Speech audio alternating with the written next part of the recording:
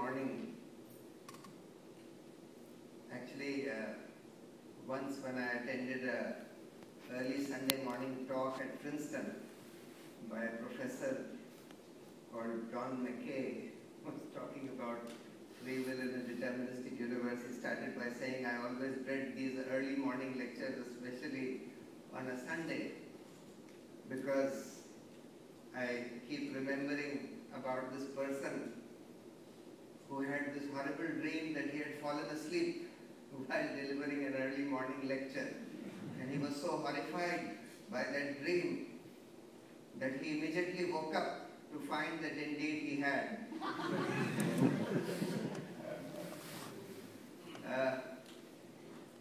I am very happy to be here to talk about a burning issue in the country today, in India, as all of you are aware of. In order to understand what impact this anti-corruption movement has had on India's democracy and how it is, in fact, reshaping democracy in India, we need to understand this movement itself, why it became so big, why it received such a large public response. In order to understand that, we need to understand the background in which it took place. Over the last several years, corruption in India has been gradually increasing. In fact, when the government embarked on these policies of economic liberalization in the early 90s, we were told that one of the impacts of these policies of privatization, liberalization, and globalization would be that it would reduce corruption, because they said that this would end the license permit raj, that the public sector would be gradually privatized, and it's really the public sector which is corrupt, and everything would be left to the market. But what we have found during these last 20 years, that exactly the opposite has happened. Corruption has increased by leaps and bounds during the last 20 years of economic liberalization, and has reached a stage where almost every other day there is a fresh scam being unearthed, each scam involving tens of thousands of crores, of literally billions of dollars.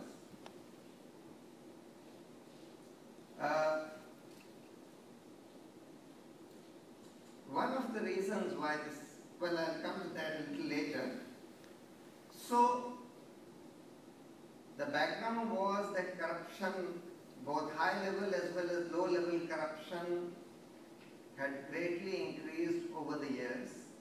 And in the last 1 year in particular, a number of scams, very large scams, had been greatly publicized by the media. So that set the stage for this anti-corruption movement. And then there was a figure of Anna Hazare, who was seen, this whole team, which was seen as a dedicated to public interest, selfless, not politically involved group, and which were offering a tangible solution to this problem in the shape of a legislation which would put in place an independent anti-corruption machinery which promised to effectively investigate and deal with corrupt public servants. And together these things made people feel that this was something in which they could be and they should be involved and engaged in, and a very large number of people cutting across all sections of society suddenly woke up, got out of their homes. People who had become cynical, who had started feeling helpless, hopeless, came out of their homes, came out on the streets to participate in this movement. In any small way that they could, even in participating in candlelight marches or protests.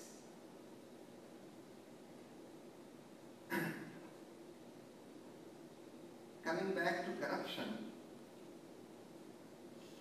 as I said, corruption in India increased both at high levels, which, as I will point out, was largely the result of the kind of unbridled privatization of natural resources, privatizations of even natural monopolies,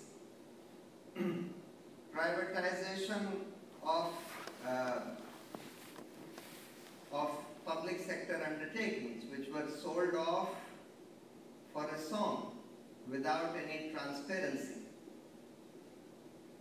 But there was also this increasing low-level corruption which had started affecting, which was always affecting, but which had started worsening, which was worsening over the years, which affected common people, every citizen, even rickshaw pullers, street vendors, jhuggi dwellers, all of them were affected by this corruption. People could not get even their ration cards without having to pay a bribe.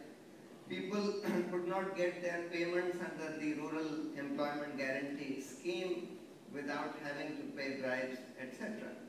It had become all pervasive, rampant at every level. The effects of this corruption are primarily of three kinds. At one level, it siphons off a lot of public funds from the public exchequer, which could be used and which are supposed to be used for various schemes like the Rural Employment Guarantee, for education, healthcare, etc. So those funds are siphoned out, those services are weakened. At another level, it distorts public policy, because public policies are now set or made not on the basis of what serves public interest, but on the basis of the commercial interests of those corporations which succeed in bribing public servants. So we had policies such as privatization of mineral resources. These were not earlier. In fact, this started after the 90s. And these are policies which, of course, were brought in because there were a lot of these corporations who wanted to grab, who wanted a share of this huge pie of natural resources of the country. They were not allowed for just exploitation for profit prior to economic liberalization, but after economic liberalization, a policy was adopted to allow them for just commercial exploitation. So mining corporations, private mining corporations were given mining leases of mineral assets worth lakhs of crores for not having to pay anything at all upfront, for just paying a royalty which amounted to 1% or even less of the value of those mineral resources. In fact, Justice Santosh Hegde, who was the Lokayukt of Karnataka, in his report on the iron ore mining in Karnataka, has pointed out that the cost of extraction of iron ore there was just 300 rupees a ton. The cost of transporting it to the port was another 300 rupees a ton, and it was being exported at 6,000 rupees a ton, which means a profit of 90%. And the state was getting, the government was getting a royalty of just 27 rupees a ton, which has now been increased to 61 rupees a ton. So therefore, if you, and these mining leases were being given without any transparency, and sometimes even when advertisements were being issued inviting people, yet the manner in which these memorandums of understanding were being signed with mining corporations were without any transparency. Arbitrarily, you could choose, the government could choose who to give it to. In fact, about 5 or 6 years ago, 200 memorandums of understanding were signed by the states of Chhattisgarh, Odisha and Jharkhand by the chief ministers of those states with a large number of mining corporations, giving away huge tracts of land, particularly forest land where the Adivasis live, the indigenous people live, for mining operations. So, this whole policy was adopted because of corruption and the scope of getting bribes by giving away huge amounts of public wealth, natural wealth of this country to private corporations for profit. Similarly, policies such as introducing genetically modified foods in India. Again, Monsanto, you must all be aware of this corporation Monsanto, which holds the patents for most of the genetically modified foods which are being used anywhere in the world today. This is a company which has a long history of bribing public servants in various countries to get approvals for their genetically modified seeds and foods. Now the same thing was being done in India. Of course, right now it has been stopped to some extent because of one honest environment minister which we had in the recent past, Mr. Jairam Ramesh. But otherwise, this policy was being adopted. We had, in fact, the regulatory structure for genetically modified organisms in India is that there is a committee called the Genetic Engineering Approval Committee, which is under the Ministry of Environment, which is supposed to grant approvals for allowing environmental releases of any genetically modified organisms.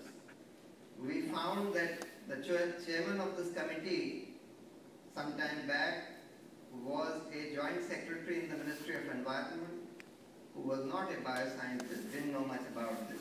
The co-chairman was a person from the Department of Biotechnology who was also on the board of directors of an organization called ISAAA, that is International Services for the Acquisition of Agro-Biotech Applications. It's an organization set up by companies like Monsanto, DuPont, Dow Chemicals, etc., which is whose sole objective is to promote genetically modified foods, particularly in the third world.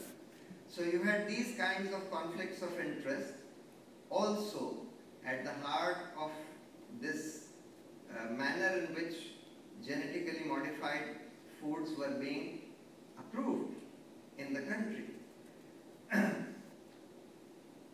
Apart from bribery, as I said, Monsanto is known for bribing public servants, and before the US Security and Exchange Commission, they had admitted and pleaded guilty to having bribed 93 officials of the Ministry of Environment of Indonesia in order to get their BT cotton approved there.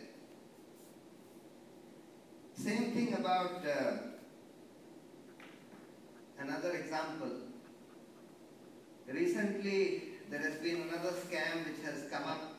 Again, it's the subject of a report of the Comptroller and Auditor General of India, which is about the purchase of 111 aircrafts at a cost of 42,000 crores by Air India recently. In 2005, this order was placed.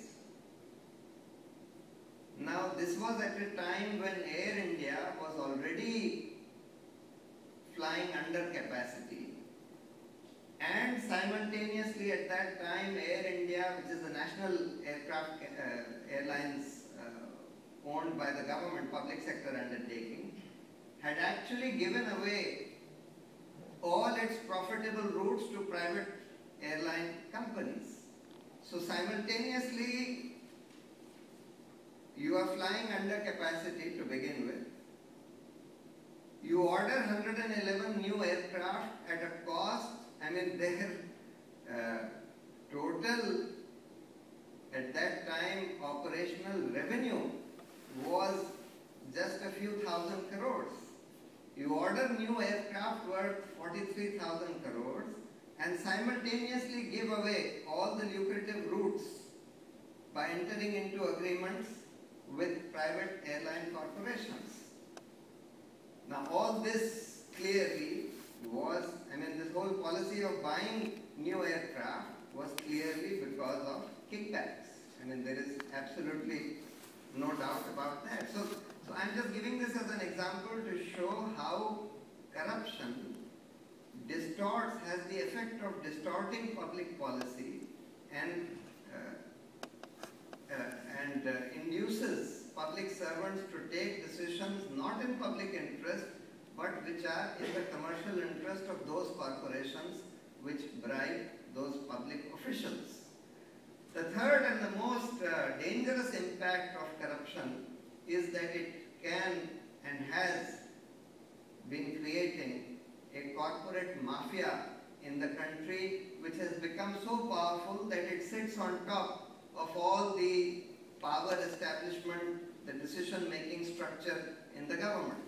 In fact, corporations like Reliance have become so powerful that they decide who is to be appointed the minister in their areas of interest. So if they have commercial interests in 5 or 6 areas, in those 5-6 areas, the ministers are decided by Reliance.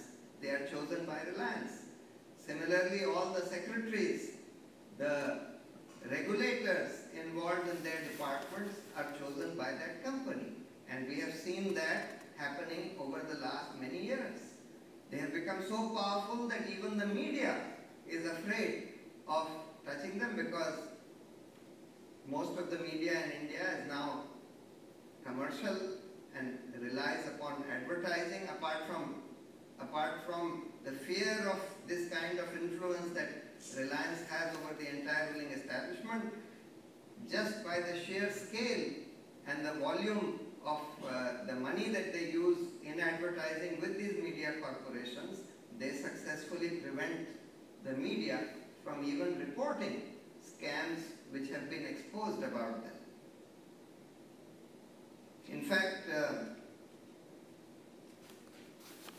in the book by Joseph Stiglitz called Globalization and Its Discontents, Stiglitz, as many of you might know, is the former chief economist of the World Bank, former chairman of the Council of Economic Advisors to the US President, as well as a Nobel laureate in economics. So the most sort of authentic establishment figure to talk about these things. He, in his book, has a chapter called Who Lost Russia, in which he is trying to understand how is it that Russia, immediately after the opening up of their economy and glasnost and perestroika, it just rapidly degenerated into being a failed state and a thoroughly corrupt failed state.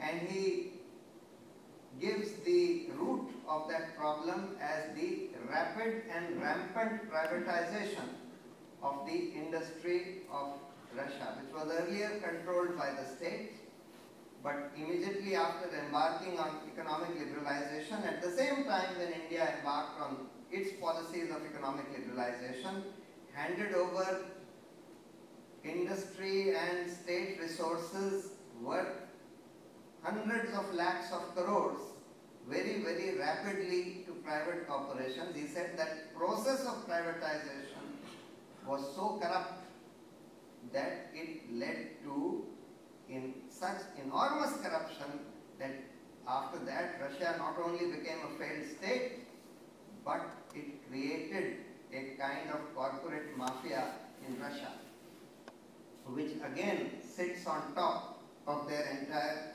ruling establishment.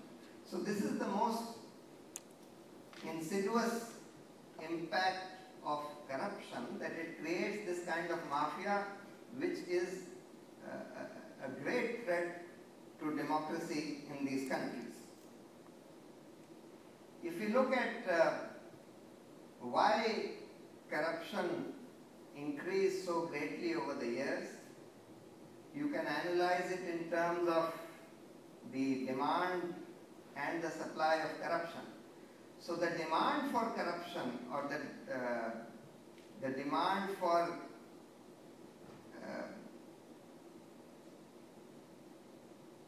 bribes is also created by these kinds of policies, where if you start privatizing natural resources, if you start giving away public assets which are worth enormous amounts of money to private corporations for commercial profit, that kind of policy leads to an enormous demand for corruption, because you have huge public assets being made available and being suddenly transferred. So this is an asset transfer which starts taking place. See, during the license permit Raj prior to liberalization, the amount of bribes that people could pay to public servants was limited by two factors. One was, since that you were paying a bribe to obtain a license for running a company or for setting up a business, therefore you could only pay bribes out of the profits that you could hope to generate from that business. That profit was limited firstly by the profitability of your business, and secondly by the total volume of your business. Now a new kind of industry has been created by privatizing natural resources, by privatizing state corporations, and this is the business of transfer of capital assets.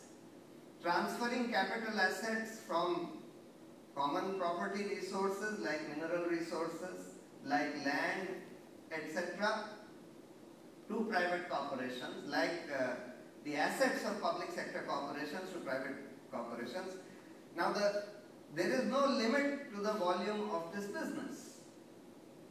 Just the mineral resources, the bauxite reserves of Odisha, one small state in India, Odisha alone, are estimated to be worth $2.2 trillion. Now if you transfer these bauxite reserves to private corporations for a song as they are being done, the scope of bribery becomes enormous. I mean, there is, as I said, even if 10% of this is paid by way of bribes, it means $200 billion are available for bribes. So,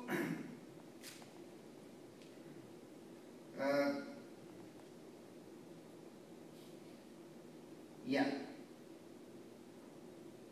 So on the one hand, you had this whole policy of transferring capital assets to private corporations by way of giving away natural resources, by way of privatizing public sector corporations, where the scope for bribes increased greatly, and this greatly increased the demand for corruption.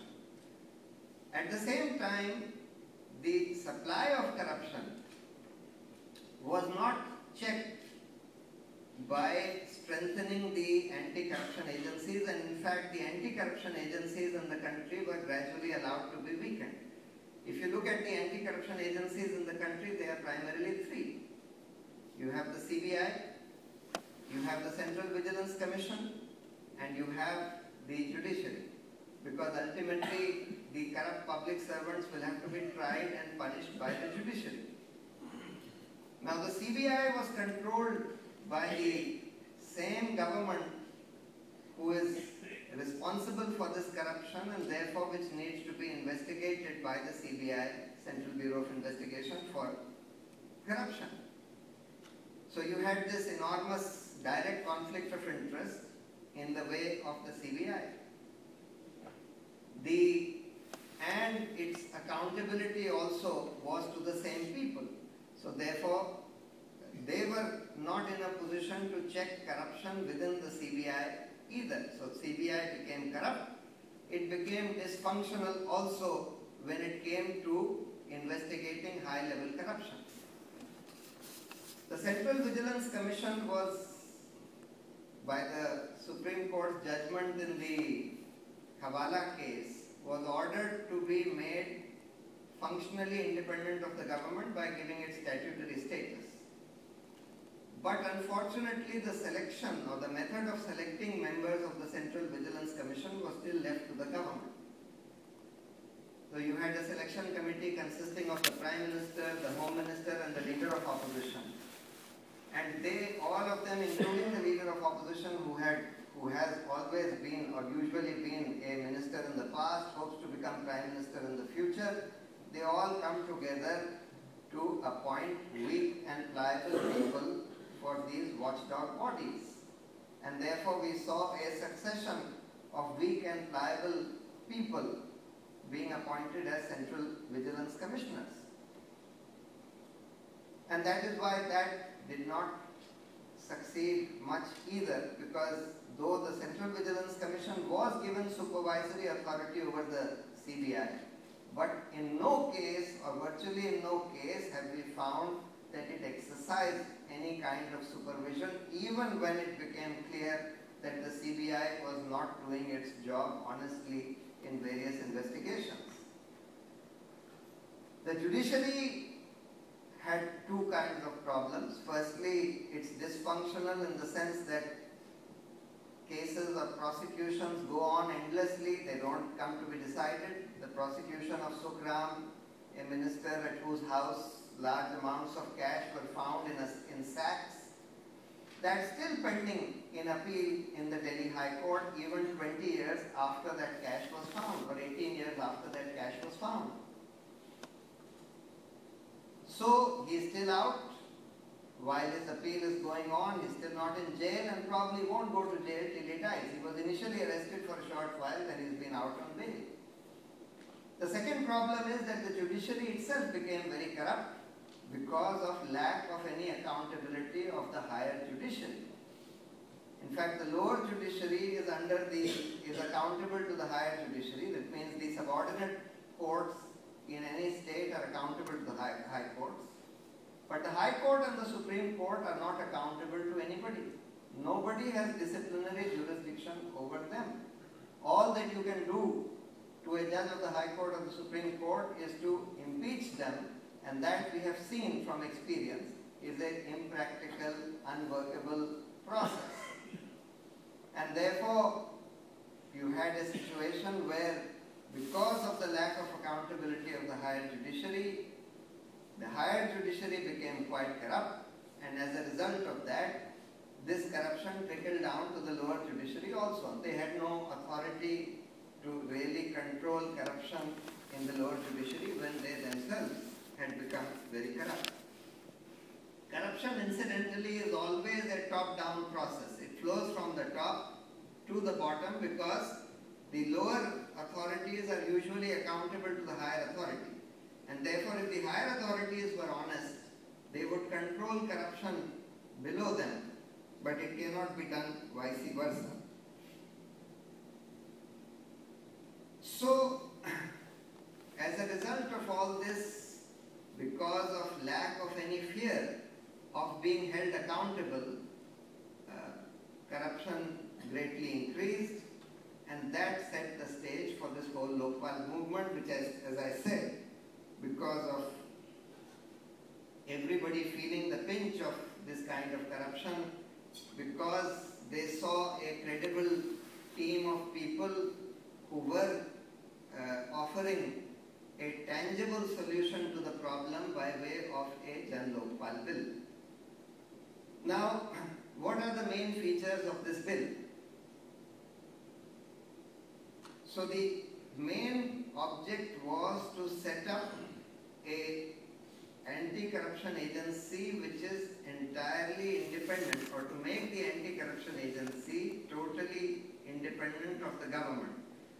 It should be independent functionally, financially, as well as in terms of its selection.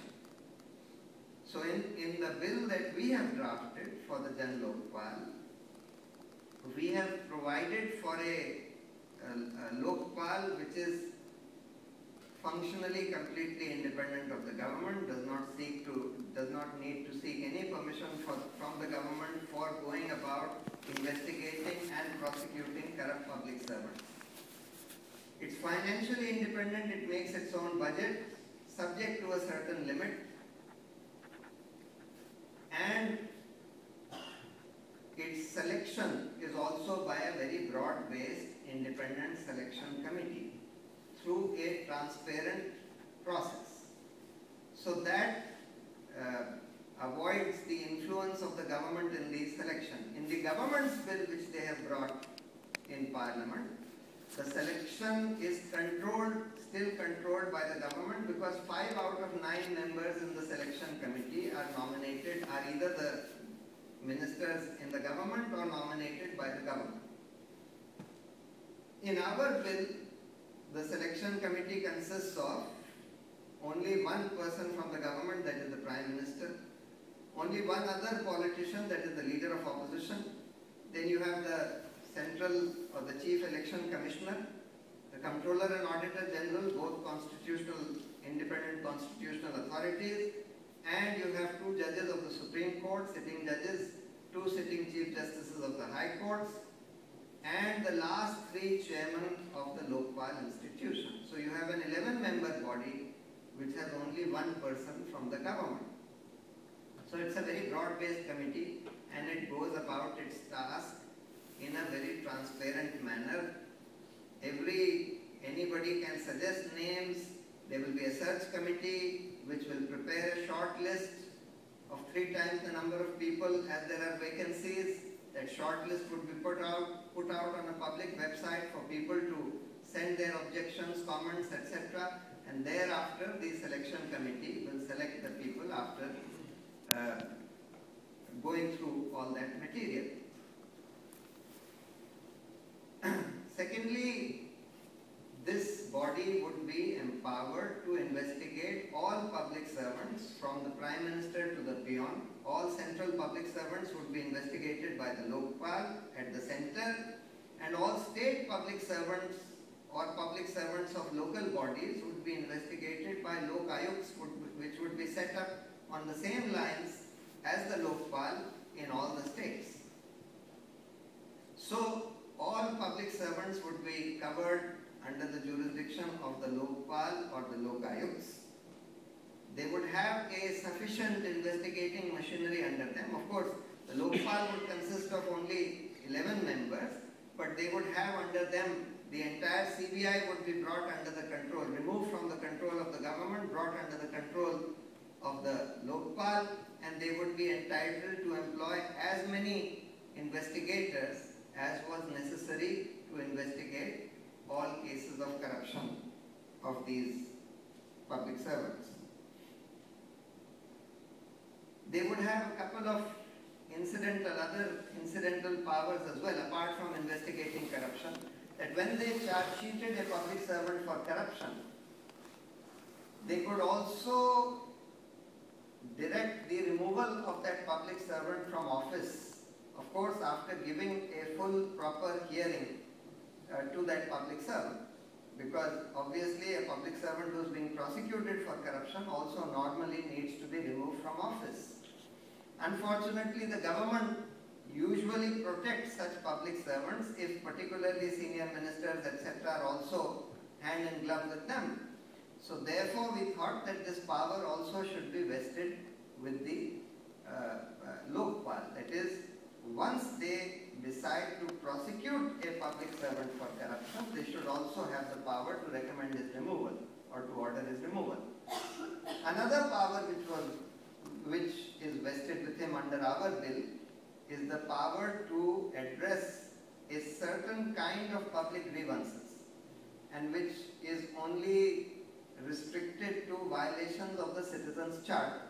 Citizens' Charters are basically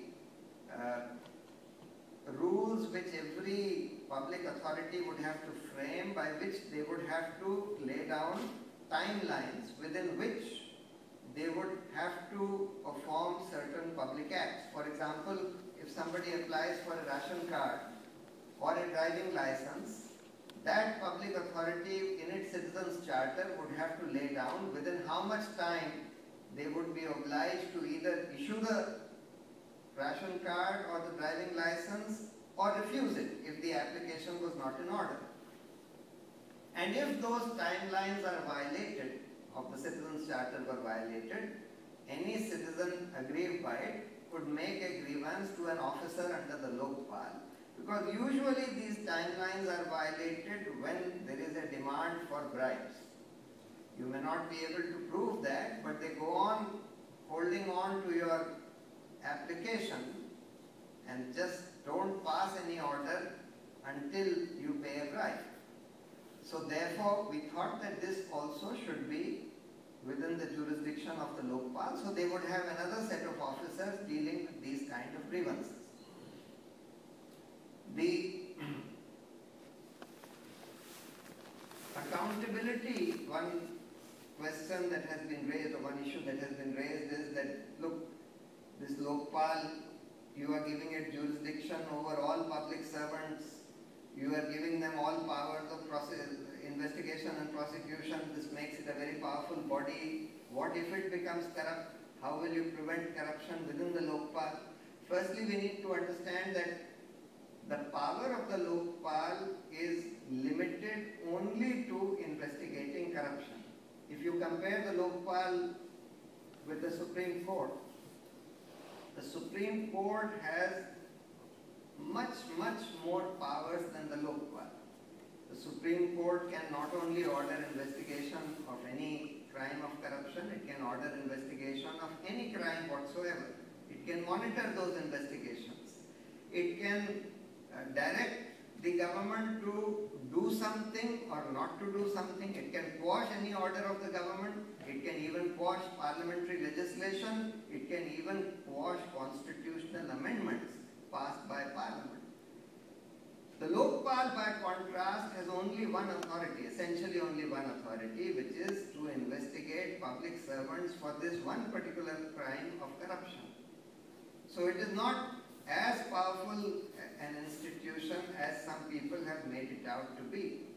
Secondly, in our bill, we have sought to make it accountable in a large number of ways.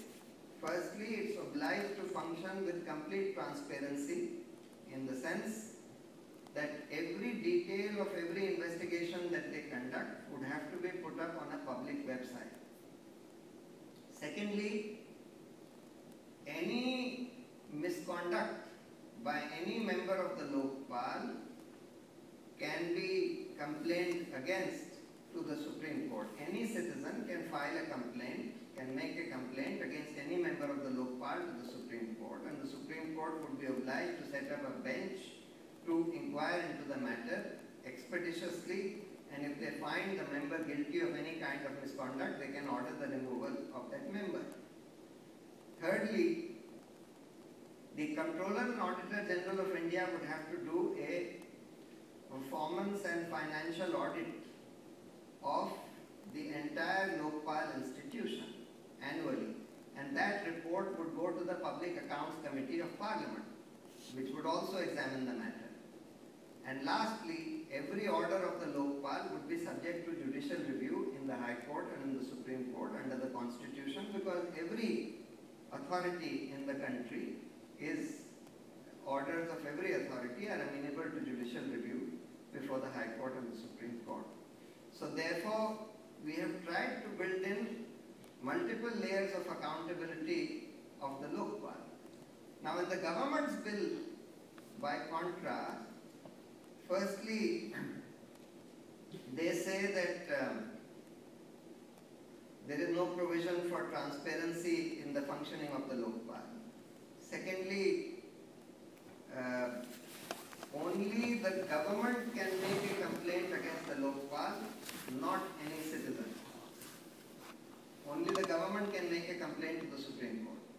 And then they say that the government has the power, as soon as it makes a complaint to the Supreme Court, the government has the power to suspend the Lokpal. So the government effectively then can make the Lokpal dysfunctional by suspending it.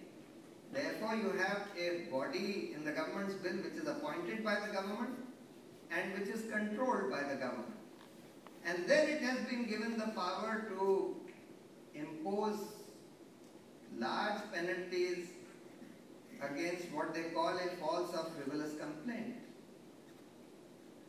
Not only that, they have also been given the power. Of course, in the government's bill, the jurisdiction of the Lokpal has been limited to only what are called class 1 or group A civil servants, which means only 60,000 out of the 40 lakh public servants, central public servants that we have. And even among those, the jurisdiction, it has no jurisdiction over the Prime Minister, no jurisdiction over judges of the higher judiciary, and no jurisdiction over even members of parliament, insofar as it involves any act of members of parliament relating to their casting their vote. So if they take bribes for casting a vote or take bribes for speaking or not speaking in parliament, then that cannot be investigated by the Lokpal. So, on the one hand, they have restricted the jurisdiction of the Lokpal to only 60,000 public servants. On the other hand, they have increased its jurisdiction over every non-government organization, whether it's a registered body or an unregistered body. So even a cricket club, for example, set up by some 20 people who get together to buy cricket equipment and play cricket once a week, even that would be amenable to the jurisdiction of this Lokpal. Even this body such as India Against Corruption, which is an unregistered body, which would also be amenable to the jurisdiction of the Lokpal. So you have a government appointed Lokpal, controlled by the government, which can be suspended by the government at any time, and which can be used to harass organizations which are raising uncomfortable questions about the government. There are more than 30 lakh such registered or unregistered NGOs in the country. It has been given jurisdiction over those people, those who have, I can understand giving jurisdiction over those NGOs which are substantially funded by the government. But this is over even unfunded organizations, unregistered organizations, etc.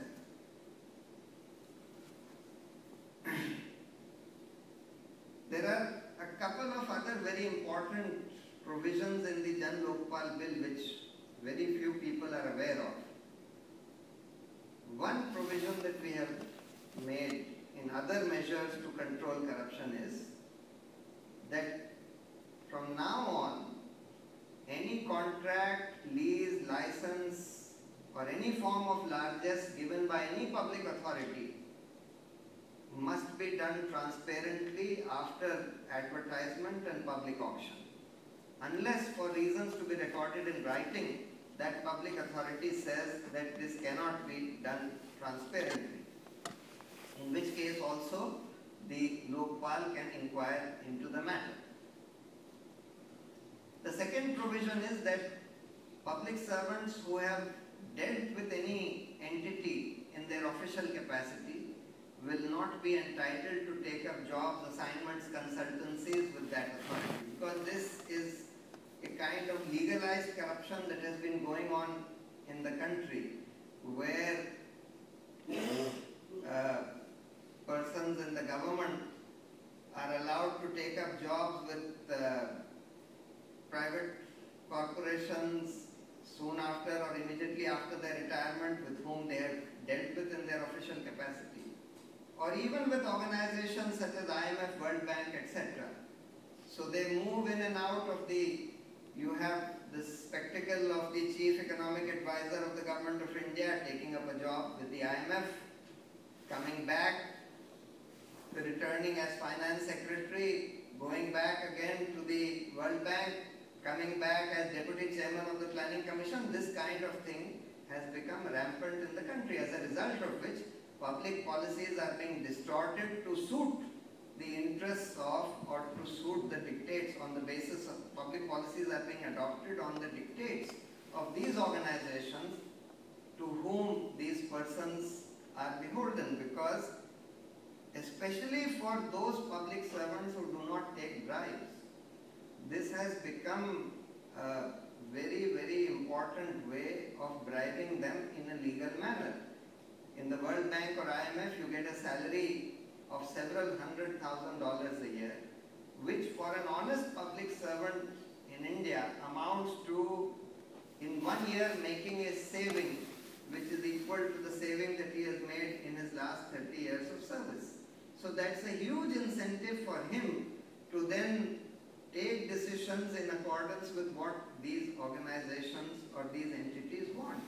So this is also sought to be plugged in this Jan-Lokpal Bill. Mr. Bhushan. Yeah. 5 minutes. Okay. Now, this whole what happens to the final shape of the legislation which comes, we still have to see. Hopefully enough public pressure has been, this movement has brought to bear enough public pressure on the government to ensure that at least a reasonable kind of legislation will come in place. But what is the future of this movement? See, the main benefit of this movement, which I see, is not so much in terms of course, in terms of also that it has been able to pressurize the government to bring a Lokpal bill, and probably it will be not too bad. Although the government's bill is very bad, but hopefully it will be modified in the standing committee and in Parliament now. But a larger benefit has been the enormous public engagement with this issue that we have seen in among the people. For the first time, people have started feeling, after many, many years, that they can be involved in a public issue and hope to change something in the country as a result of their involvement. And it is this that needs to be built upon. And what Anna Hazare has been saying and what we have been saying is that we need to take this forward to really deepen democracy and make democracy more participatory in the country. Because it is only when people engage and put pressure on the government that the government takes decisions according to the wishes of the people, and that too not necessarily but can take such decisions. Of course, one question has arisen whether this can be institutionalized.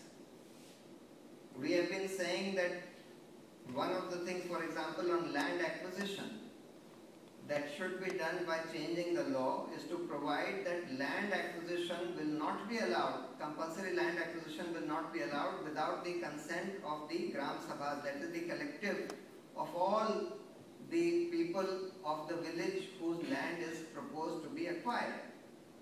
That would be a kind of direct democracy where such decisions cannot be taken merely by the representatives of the people, but are taken directly by the people themselves.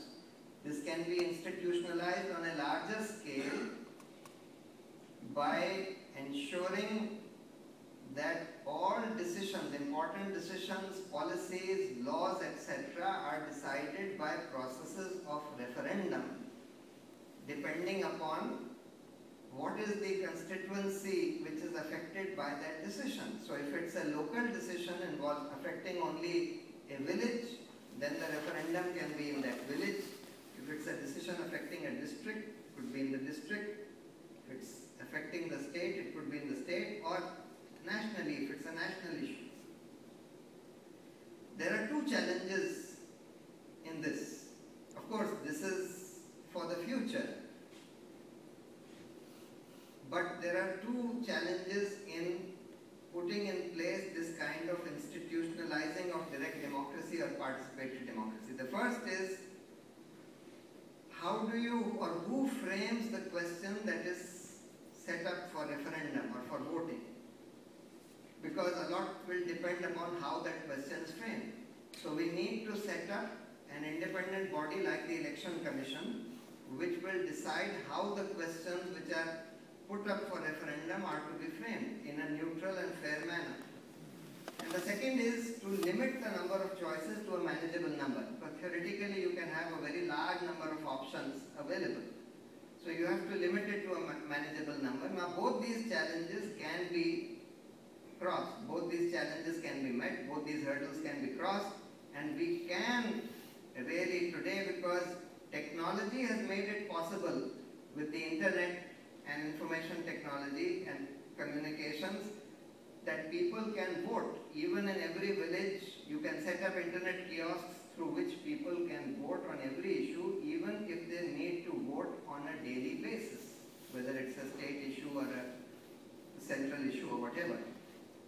And therefore, by this process, we can institutionalize this kind of people's participation in democracy. But till such time, till such time that these processes are institutionalized, the only way of ensuring that democracy really works, which means that such decisions are taken on the basis of public sentiment, is by the people getting up to engage with these issues as they did with the whole Lokpal movement.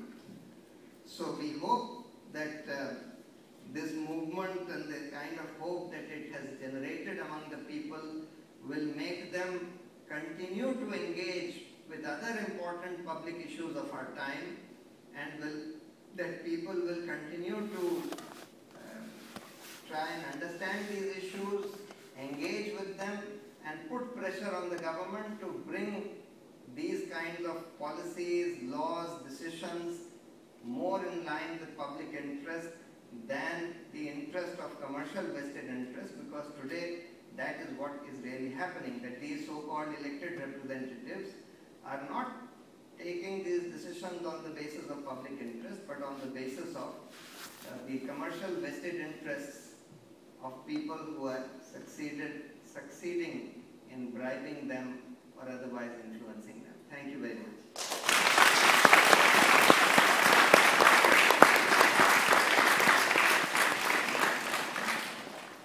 Well, thank you very much for a very interesting and instructive overview of many of the issues that are at stake. And also, I found the last talk about the prospect of the next steps will be very interesting. I'm sure there will be lots of